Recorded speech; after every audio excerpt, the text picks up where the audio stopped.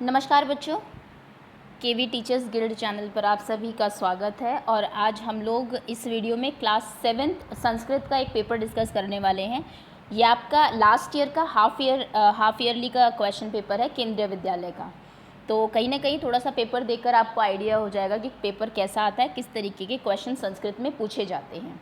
Okay, तो चलिए शुरू करते हैं। उससे पहले कोई भी बच्चा अगर नया है या फिर किसी बच्चे ने चैनल को अभी तक सब्सक्राइब नहीं किया तो पहले आप सब्सक्राइब कर ले, जिससे कोई भी वीडियो आपकी क्लास की आती है तो मिस ना हो। सबसे पहले आपको अपठित अवबोधनम एक अपठित गद्यांश दिया जाएगा, जिसको आपको पढ़ के देन कुछ क्वेश्चन के आंसर्स देने हैं। वेद व्यास है महाभारत रचितवान। वेद व्यास जी ने महाभारत की रचना की थी। इदम महाभारतम न केवल आख्यानम, इन्होंने सिर्फ महाभारत का आख्यान ही नहीं किया था, किंतु समग्र से वांग्यम अस्य सारभूतम, लेकिन हर चीज़ का जो सार था वो भी इन्होंने बताया था, समग्र उसका। इदम महाभारतम, इस महाभारत में धर्म अर्थ काम मोक्ष मोक्षाणाम सारभूतम अस्ति, जो महाभारत है उसमें धर्म कर्म काम मोक्ष सभी का ही सारभूत है, वो एक तरीके से समरी है। महाभारते पंच पांडवा कौरवाणाम च वर्णन अस्ति, जो महाभारत है वो 5 पांडव और कौरवों का वर्णन है। महाभारतम धर्म ग्रंथ है अस्ति, महाभारत एक धर्म ग्रंथ है। अब इसके बेसिस पर क्वेश्चंस पूछे जाएंगे, एक पदेन उत्तर, एक पद में उत्तर देना है। सबसे पहले आपको पहला प्रश्न है आपका, वेद व्यास है किम रचितवान, वेद व्यास ने किन की रचना की थी, तो यहाँ पर आपका आएगा महाभारतम, महाभारत की रचना उन्होंने की थी। अगला प्रश्न है धर्म ग्रंथ है क्या अस्ति, धर्म ग्रंथ क्या है, तो धर्म ग्रंथ है महाभारत अस्ति। एक पद में उत्तर देना है, तो एक ही वर्ड आप लिख दीजिए, महाभारत जो है वो धर्म ग्रंथ है। अगला प्रश्न है पूर्ण वाक्य में उत्तर दीजिए, महाभारतम केशा सारभूतम अस्ति, महाभारत किसका सारभूत है, तो यहाँ पर आपको दिया हुआ है महाभारत है, महाभारतम अधर्म अर्थ काम मोक्षाणाम सारभूतम अस्ति, तो ये उत्तर आप यहाँ पर लिख देंगे। अगला प्रश्न है आपका, महाभारते केशाम वर्णने अस्ति, महाभारत में किसका वर्णन किया गया है, तो ये भी आपका उत्तर इसमें दिया हुआ है, ये रहा महाभारते पंच पांडव कौरवाणाम च वर्णने अस्ति। संस्कृत में ये अच्छी चीज़ है कि जब आपको अपठित पठित गद्यांश आता है तो एज इट इज़ आपको आंसर्स आपके इसमें से सिर्फ आपको कुछ वर्ड्स मैच करने होते हैं, आपको मिल जाते हैं ईजिली। अस्ति है, इस पद में किम वचन है अस्ति, अस्ति स्तः संति, ये आपके 3 वचन होते हैं, तो अस्ति ये आपका एक वचन है। आंसर इसका उत्तर होगा एक वचन। अगला प्रश्न है रचनात्मक कार्यम, अब कुछ रचना का कार्य आपको दिया हुआ है, क्रिएटिव राइटिंग। कोष्टकात् पदानि प्रयुज्य पंचवाक्यानि रचित, कोष्टक में से आपको कुछ शब्द लेकर 5 वाक्यों की रचना करनी है। कृषकः, जिससे कि आप किसान कहते हैं। एतौ क्षेत्रम, खेत कृषको खेती करता है। एते धान्यम, इसके धान्यम धान जो होता है। कृषति एषः कुरुतः कृषकः खनन कार्यम रोपयन्ति, ठीक है। तो इनको आप करके आपके स्कूल में आपको टीचर ने बताया होगा। और मेरी संस्कृत एक्चुअली बहुत अच्छी नहीं है, स्टिल आई एम ट्राइंग, जितने आंसर्स मुझे आएंगे वो मैं आपको बता दूंगी, लेकिन इसका आंसर आप खुद कोई भी 5 वाक्यों की रचना आप आसानी से कर सकते हैं, ये आपकी बुक से होगा ज़रूर। अगला प्रश्न है अंकानाम कृते पदानि चुनित, इनको आपको कुछ अंक दिया हुआ है, उसको आपको नीचे ऑप्शंस दिए हुए बताना है कि क्या वो है, नंबर क्या है वो। तो ये तो देखिए बहुत आसान प्रश्न हो गया। वैसे एग्जाम में क्वेश्चन ऐसे आते 28 दे देंगे और आपको सीधा लिखना होगा, ऐसे आपको यहाँ पर मंजूषा नहीं दी जाती है। तो मैं आपको सभी बता देती हूँ। चतुर्विंशति, 4 विंशति मतलब होता है 20, तो ये आपका 24 लिखा है। त्रिंशत, त्रिय मतलब 3, त्रिंशत मतलब 30, तो 30 और 3 33, तो 33 होगा इसका आंसर। एक त्रिंशत, 1 और त्रिंशत मतलब 30, तो ये 31 हो जाएगा। 50 हम लोग 50 को बोलते हैं। अष्टाविंशति, अष्टा मतलब 8, विंशति मतलब 20, तो ये 20 और 8 28 हो जाएगा। ओके, तो ये आपका अष्टाविंशति हो जाएगा, ये त्रिंशत हो जाएगा। इस तरीके से जो वर्ड दिए हुए हैं आप उनके सामने उनका संस्कृत में उनको क्या कहते हैं वो लिख देंगे। अगला प्रश्न है पदानाम कृत्वे अंका चित्वा लिखत, पदों को इनमें से आपको छाँट कर लिखना है। जैसे एकोन विंशति, इसको 19 कहते हैं। एकै विंशति 21, अष्टादश 8 और 10 ये 18 हो जाएगा। पंचविंशति ये 25 हो जाएगा। सप्तत्रिंशत 7 और 30 ये 37 हो जाएगा।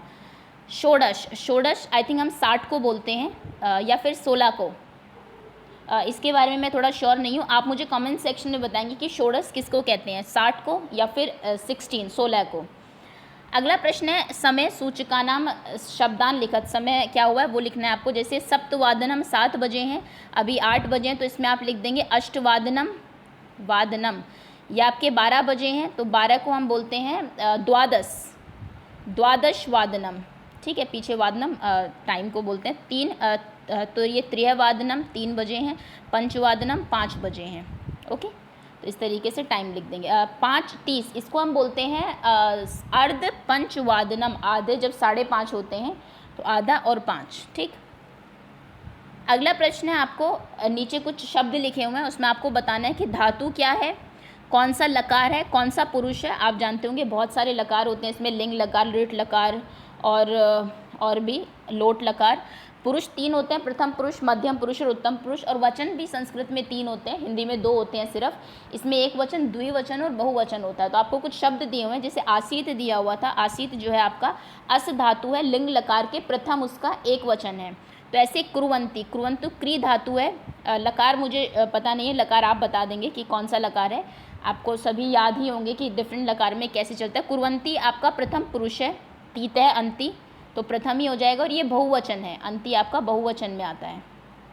ओके, अगला प्रश्न है गमिष्यति। ये आपका धातु गम धातु है, गम मतलब जाना। और लकार वैसे मैं श्योर नहीं हूँ, बट आई थिंक इसमें लिट लकार है। ये आपका प्रथम पुरुष ही है, शति शतन शंति, और ये बहुवचन है ये भी आपका। ओके, अगला प्रश्न है अपठत। ये आपका जो भूतकाल को जो बोलते हैं वो है अपठत अपठताम। तो इसमें आपकी पठ धातु है, पढ़ना जिसे हम कहते हैं। लकार जो भूतकाल को जो लकार बोलते हैं वो लकार है इसमें, मैं श्योर नहीं हूँ। पुरुष प्रथम पुरुष है और ये आपका एक वचन है। ठीक, ओके, अगला प्रश्न है मंजूषा में कुछ आपको शब्द दिए हुए हैं। तथा, न, कदापि, सदा, च, अपि। अपि मतलब भी, च मतलब और, सदा हमेशा, कदापि कभी कभी, न नहीं, तथा जैसे। और नीचे आपको इनको फिल करना है मंजूषा से शब्द लेके, रिक्त स्थान भरने हैं। भक्त है डैश ईश्वरम स्मृति। भक्त हमेशा क्या करते हैं, ईश्वर को की वंदन स्मरण करते हैं, याद करते हैं, तो सदा। असत्यम झूठ डैश वक्त व्यम। झूठ कभी नहीं बोलना चाहिए, तो असत्यम न, नहीं असत्य ना बोलो। प्रियम डैश सब सत्यम वदेत। प्रिय और सत्य, तो प्रिय तथा सत्य। ओके, इसका देख लेना क्या आएगा, बाद में देखते हैं। लता मेधा, लता और मेधा च दोनों। च आपको पता होगा, और जो होता है संस्कृत में जितने भी शब्द हैं उनको लिखने के बाद च आता है। दोनों विद्यालय जाती है। डैश कुशली भवान, सब कुशल तो है, तो कदापि च अपि। तथा कुशली भवान, तथा आ सकता है शायद इसमें। महात्मा गांधी डैश अहिंसा न अत्यजत। महात्मा गांधी ने कभी भी, कदापि कभी भी उन्होंने क्या नहीं की, अहिंसा का त्याग नहीं किया। तो यानी कि प्रियम अपि सत्य वदेत, यहाँ पर अपि आ जाएगा आपको, क्योंकि यही हमारा बचा था एक शब्द। ठीक, तो ये आपके मंजूषा से इनकी पूर्ति हो गई। ओके, ये एक और क्वेश्चन है नीचे। उचितेन विकल्पेन रिक्त स्थानम पूर्यत। उचित शब्द को चुनकर रिक्त स्थानों की पूर्ति करो। श्वः कार्यम अद्य कुर्वीत। अपना कार्य खुद करो। डैश चापराहिणकम, चापराहिणकम। ओके, प्रातः आएगा या फिर पूर्वहणे आएगा, आई डोंट नो। इसका आंसर आपको पता होगा, जिसको पता है वो कमेंट सेक्शन में बता दे, जिससे बाकी बच्चों की भी हेल्प हो जाए। अगला क्वेश्चन है मित्रेण कलहम कृत्वा न डैश सुखी जनय। मित्र कलह करके कभी भी सुखी नहीं रहते हैं, तो कदापि, कभी भी, कदा एंड अपि। मित्रम प्रियम च नानृतम बुर्यात एषा, खाली जगह सनातन। ऐसा है भारत, ऐसा है धर्म सनातन, तो यहाँ पर धर्म आएगा। अगला प्रश्न है कोष्ठक से शब्द चुनकर भरना है आपको। डैश ऋतुवा भवन्ति। ऋतु कितनी होती है, 6, तो षड आ जाएगा यहाँ पर। मासा डैश, मास महीने कितने होते हैं, 12, तो यहाँ पर द्वादश आ जाएगा। अगला प्रश्न है मम शरीरे हस्तो अस्ति। मेरे शरीर में कितने हाथ है, 2 हाथ है, तो द्वौ आ जाएगा। फरवरी मासे, फरवरी मास में सामान्यतः कितने दिन होते हैं, अष्टविंशति 28 दिन होते हैं, 1 21 नहीं होते। डैश पिता समृद्ध अस्ति। किसके पिता समृद्ध थे, कृष्णमूर्ति या फिर श्रीकंठस्य। ये आपके चैप्टर का क्वेश्चन होगा, तो किसके पिता समृद्ध थे, बहुत अमीर थे, ये आपको पता होगा, आपके चैप्टर का क्वेश्चन है। नेक्स्ट है आपको मेल करना है, मैच करनी है। केशव केशर वर्ण हरित वर्ण है, अशोक चक्र है, त्रिवर्ण ध्वज है। ये हमारे झंडे के बारे में बताया हुआ है कि केशर जो रंग है वो क्या डिनोट करता है, हरा, और अशोक चक्र, और जो हमारा त्रिवर्ण ध्वज है, तिरंगा जो है। स्वाधीनता गौरव से च प्रतीक, ये हमारी स्वाधीनता का गौरव का प्रतीक है, तो हमारा ध्वज हमारी स्वाधीनता और गौरव का प्रतीक है। प्रगति न्याय च, प्रगति और न्याय को केशर केशरी रंग डिनोट करता है। उर्वरता और सुषमा का जो सूचक है वो हरा है, हरा शब्द। शौर्य त्याग का जो सूचक है वो अशोक चक्र है। तो ये आपके इस तरीके से मैचिंग हो जाएगी और इनको आप नीचे लिख देंगे। अगला फिर से आपको प्रश्न यहाँ से मंजूषा से चुनकर नीचे समानार्थी शब्द लिखना है। मौनम प्रशस्ते प्रसत्रे जनत्व एंड नयनानी। शिलायाम, शिला पत्थर को क्या बोलते हैं, तो इसका हो जाएगा प्रस्तरे। पश्व देखना, देखने को क्या बोलते हैं, नयनानी, सॉरी देखने को बोलेंगे ओके पहले बाकी कर लेते हैं। नेत्राणी, नेत्राणी का समानार्थी शब्द हो जाएगा नयनानी। तूष्णीम चुपचाप रहना, तो इसका हो जाएगा मौन। पश्वय का हो जाएगा जंतवय, सॉरी ये पशु लिखा हुआ है, पश्य एक पश्य धातु भी होती है आपकी देखना, तो ये पश्वय लिखा है, पश्वय का जंतु हो जाएगा। अगला प्रश्न है, ये पढ़ के आपको नीचे उत्तर देने। अस्ति मगध देश फुल, ये आपका बुक का है क्योंकि पठित गद्यांश आपकी बुक में ये दिया हुआ होगा। अस्ति मगध देश फुल्लोत पलनाम सरह, तत्र संकट विकटो हंसो निवसतः, कुंभो ग्रीव नाम तयो मित्रम एक कूर्म अपि तदेव प्रविशति स्म। एक शब्द में उत्तर देना, मगध देश की, मगध देश कैसा है, तो यहाँ पर आपको दिया मगध देश फुल्लोत पलनाम सरह, ठीक। नेक्स्ट इज तत्र को निवसत, वहाँ पर कौन निवास करता है, तत्र संकट विकटो हंसो निवसत है, तो यहाँ से आपका ये आंसर आ जाएगा। भले ही आपको इसका मीनिंग समझ में ना आए, लेकिन आप फिर भी संस्कृत में ये बहुत अच्छी बात है, आप आंसर कर सकते हैं। कूर्मस्य नाम किम आसीत, कूर्मस्य का नाम क्या है, तो यहाँ पर आपको दिया हुआ है ये रहा ओके ये रहा कंबु ग्रीव नाम का, वहाँ पर एक उसका मित्र भी रहता है। कुंभ ग्रीव कुत्र कहाँ पर रहता है, कुंभ ग्रीव, तो ये रहता है मगध देश में, मगध देश है।